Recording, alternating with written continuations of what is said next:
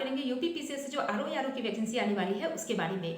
तो आप सबको जैसा कि पता है कि यूपी पीसीएस का एग्जाम कैलेंडर आने के बाद ये एकदम क्लियर हो गया है, ऑफिशियली डिक्लेयर कर दिया यूपी पीसीएस ने कि आरओ की वैकेंसी आने वाली है। क्योंकि जब आप एग्जाम कैलेंडर देखेंगे तो आप ये देख सकते हैं, जब आप एग्जाम कैलेंडर को खोलेंगे तो वहाँ पे क्लियर किया हुआ है, आप ये देख लीजिए पॉइंट नंबर 11, जो पॉइंट नंबर 11 है वहां पर ही उन्होंने दे दिया है समीक्षा अधिकारी, सहायक समीक्षा अधिकारी का जो आपका एग्जाम है प्री का एग्जाम 1 अगस्त को होगा।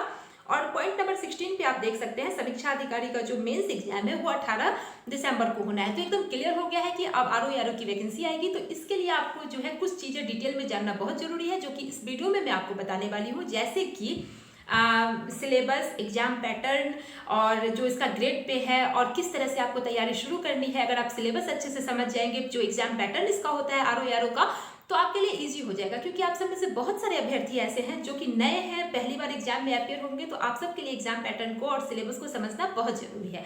तो चलिए वीडियो को स्टार्ट करते हैं, लेकिन उससे पहले कहूंगी कि अगर आपको वीडियो पसंद आएगा तो वीडियो को लाइक जरूर कीजिएगा, चैनल को सब्सक्राइब कीजिए और बेल आइकन को प्रेस करना ना भूलें, क्योंकि आरओ पे मेरे ऐसे ही वीडियोस आते रहेंगे जो कि जिसकी नोटिफिकेशन आपको टाइम पे मिलते रहे, इसलिए बेल आइकन को भी प्रेस कर लीजिए। तो चलिए वीडियो को स्टार्ट करते हैं। तो फ्रेंड्स, आपने जिस तरह से कैलेंडर देखा, तो अब मैं यहाँ पर आपको जो है जो भी बातें बताऊंगी वो यूपी पीसीएस आरओ का जो पिछला नोटिफिकेशन आया हुआ है, जो कि 2017 में आया था, उसके अकॉर्डिंग ही सारी चीज़ें यहाँ बताने वाली हूँ। क्योंकि कुछ चीज़ें चेंज यहाँ पे होने वाली है नहीं, जैसे एग्जाम का जो सिलेबस है वो, और बाकी जो एजुकेशनल क्वालिफिकेशन होगा वो भी नहीं चेंज होगा, वो भी सेम ही रहने वाला है। तो उसी के अकॉर्डिंग मैं आपको चीज़ों को बताऊंगी और यहाँ मैं आपको सिलेबस खुद दिखा भी दूंगी, जिससे कि आपके सारे डाउट्स क्लियर होते रहेंगे। तो सबसे पहले तो चलिए हम लोग बात करते हैं आरओ की जो वैकेंसी है उसमें जो है इसकी एलिजिबिलिटी क्या होती है, जो आपका एजुकेशनल क्वालिफिकेशन है वो क्या चाहिए होगा। तो देखिए, यहाँ जो एआरओ का पोस्ट आता है उसके लिए आपको ओ लेवल चाहिए होता है। लोगों के माइंड में हमेशा ये रहता है कि इसके लिए ओ लेवल, तो आपको आरओ के लिए नहीं, एआरओ के लिए ओ लेवल चाहिए होगा, सहायक समीक्षा अधिकारी के लिए ग्रेजुएशन और ओ लेवल, जिसकी वजह से उसका कट ऑफ बहुत ही कम जाता है। क्योंकि जिनके पास ओ लेवल होगा वही इस फॉर्म को डाल सकते हैं। तो जिनके पास ओ लेवल है उनके लिए अच्छी खबर है। और आरओ का जो होता है वो सिर्फ सिंपल ग्रेजुएशन होता है, या फिर कोई भी आप बीटेक हो या फिर कहीं से भी कुछ भी आपने ग्रेजुएशन में किया है तो आप एलिजिबल है, इस फॉर्म को आप अप्लाई कर सकते हैं। तो ये तो हो गई एजुकेशनल क्वालिफिकेशन की बात। अब बात कर लेते हैं कि अदर स्टेट वाले यहाँ एलिजिबल है या नहीं है।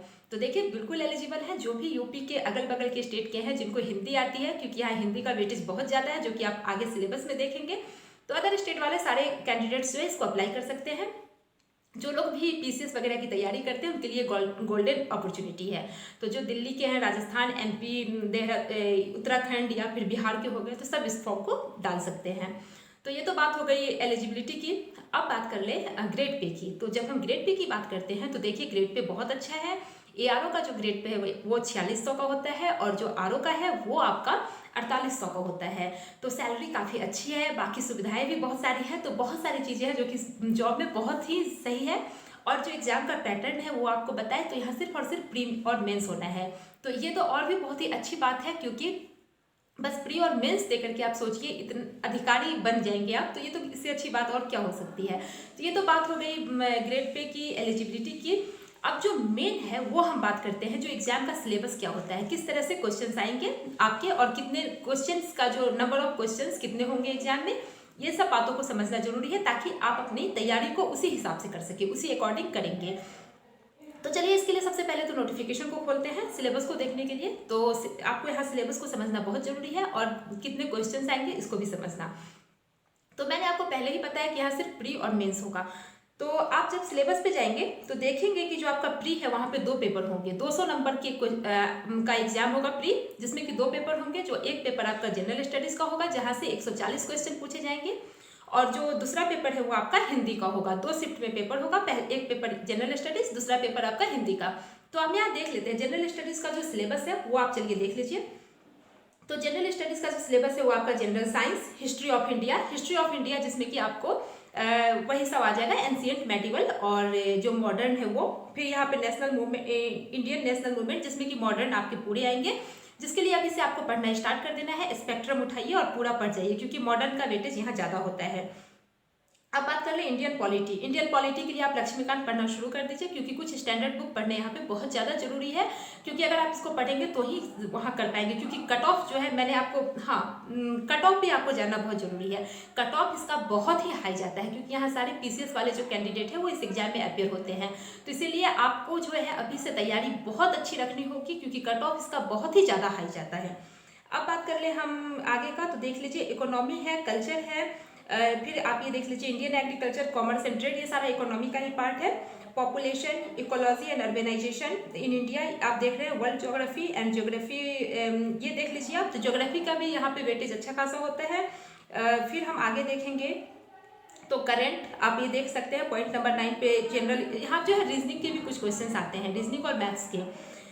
और फिर यहाँ पे जो है यूपीएस स्पेशल से क्वेश्चंस आएंगे। तो आपने ये देख लिया जनरल स्टडीज का जो सिलेबस है वो, और जो दूसरा पेपर आपका हिंदी का होगा वहाँ 60 क्वेश्चंस होंगे 60 नंबर के। तो आप हिंदी का भी सिलेबस देख लीजिए। ये जो है 6 पॉइंट यहाँ बना के दिए हुए हैं, जिसमें कि आपका वही सब रहेगा, अनुलोम विलोम और सेंटेंस एंड करेक्शन, फिर one word for several word, जो वन वर्ड सब्स्टिट्यूशन इंग्लिश में होता है उसी तरह यहाँ पे हिंदी में भी आएगा। और बाकी आप देख सकते हैं यहाँ पे 6 पॉइंट पे बना हुआ है, वो पूरा सिलेबस आप पॉज करके देख लीजिए। तो ये हिंदी की बात हो गई। अब बात कर ले हम मेंस एग्जाम के लिए। तो देखिए यहाँ पे जो इंपॉर्टेंट है सबसे, मेंस एग्जाम जो होगा उसका सिलेबस आपके लिए जानना बहुत जरूरी है, क्योंकि आपके पास अच्छा खासा टाइम है। दिसंबर में मेंस एग्जाम होगा 12 दिसंबर को, जैसा कि कैलेंडर में दिया हुआ है।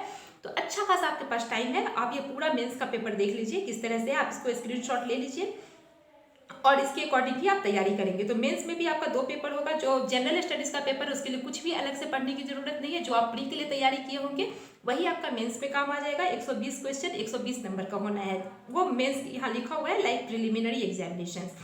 अब जो मेन रोल प्ले करता है वो है हिंदी। हिंदी आपका एकदम ढांसू होना चाहिए। इसके लिए आप ये देख लीजिए, हिंदी 3 पार्ट में आएंगे। 100 जो पार्ट 1 होगा वो 100 नंबर का होगा, जिसमें कि आप ये देख लीजिए लेटर वगैरह होगा। पार्ट 2 जो है वो ऑब्जेक्टिव टाइप का होगा, जो कि 60 नंबर का होगा, वही सब जो सेम है जो कि प्री में था उसी तरह का। और जो पार्ट 3 है वहाँ पे हिंदी ऐसे होगा जो निबंध लिखने के लिए आता है, जो कि बहुत ही इंपॉर्टेंट है, तो 120 नंबर का होगा। तो इस तरह से आप देख लीजिए, जो हिंदी है यहाँ पर 120, यहाँ पर 160, तो ये देख सकते हैं आप 400 नंबर का आपका हिंदी मेंस एग्जाम होगा टोटल। तो इस तरह का सिलेबस रहने वाला है, जो कि आप देखिए, स्क्रीनशॉट ले लीजिए और अभी से उसी के अकॉर्डिंग आप तैयारी में जुट जाइए। तो दोस्तों मुझे लगता है कि आप लोगों को सारी बातें समझ में आ गई होगी, और आप लोग को इसी तरह के और भी वीडियोस चाहिए, और भी कुछ मेरे से बन पाए, मैं कुछ हेल्प कर पाऊँ, तो आप लोग मुझे कमेंट करके जरूर बताइए। मैं आगे उस टॉपिक पे वीडियोस लेके आऊँगी आरओ से रिलेटेड। तो फ्रेंड्स इस वीडियो को मैं यही खत्म करती हूँ, क्योंकि वीडियो काफ़ी बड़ा होता जा रहा है। तो फिर मिलते हैं अगले इसी तरह किसी नए अपडेट के साथ, किसी नए टॉपिक पे।